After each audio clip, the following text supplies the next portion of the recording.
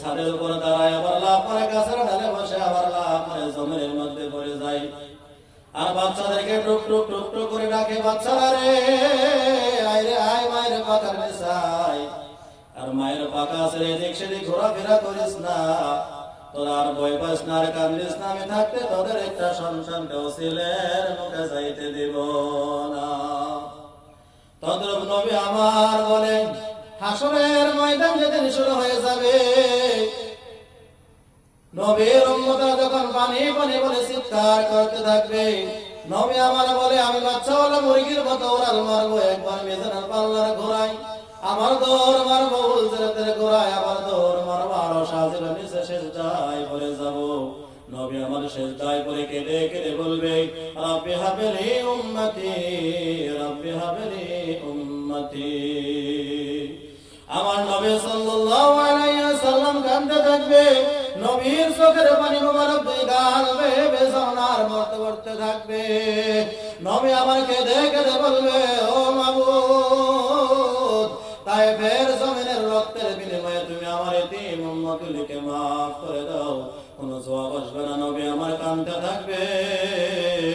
নবী কেঁদে কেঁদে বলবে, ও মাবুদ, কোনো জবাব যদি তুমি নাই দাও গো, উহুদের জমিনে ভাঙ্গা দাঁত তুমি উসলা করে, ওই ভাঙ্গা দাঁতের বিনিময়ে তুমি আমার এতিম উম্মতগুলিকে মাফ করে দাও।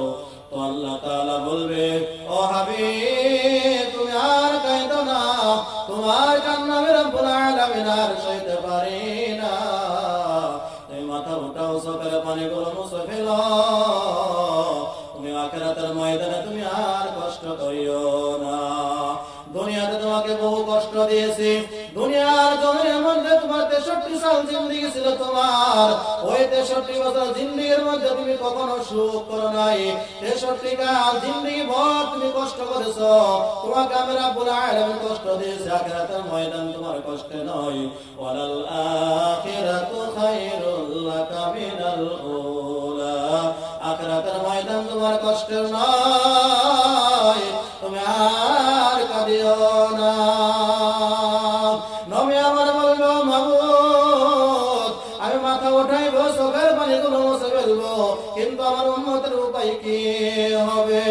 আল্লাহ তাআলা বলবো, বন্ধু গো, তুমি মাথা উঠাইয়া চোখের পানিগুলো মুছে ফেলো আর সাফায়াত করতে থাকো। ফাশফা'লি মা শি'তা, আমি রব্বুল আলামিন তোমাকে সাফায়াতের অধিকার দিয়ে দিলাম। যাকে খুশি তাকে লইয়া তুমি বিনা হিসাবে জান্নাতে প্রবেশ করো। নবীর সাফায়াত পাইতে কি করে লাগবে? নবীর সুন্নতের পাবন্দি করে লাগবে, নবীর সুন্নত মানা লাগবে, আল্লাহর হুকুম কায়েম করে লাগবে। মানুষের গীবত কওয়া যাবে না, মানুষকে গালিগালাজ করা যাবে না, সৎ কামের আদেশ করে লাগবে, অসৎ কামের নিষেধ করে লাগবে।